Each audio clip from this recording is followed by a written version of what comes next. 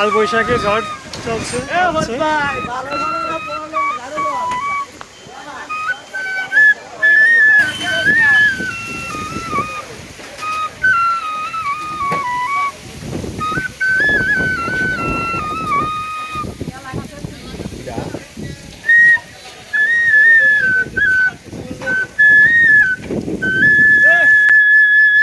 কাল বৈশাখী ঝড় হচ্ছে, আমগুলো সব নিচে পড়ে যাচ্ছে।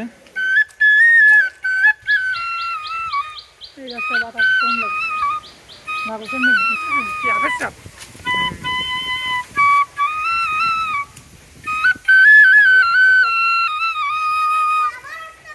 এরা বৈশাখের ঝড়ের আম খুঁড়তে আসছে। আম পেয়েছো? আম দেখে আম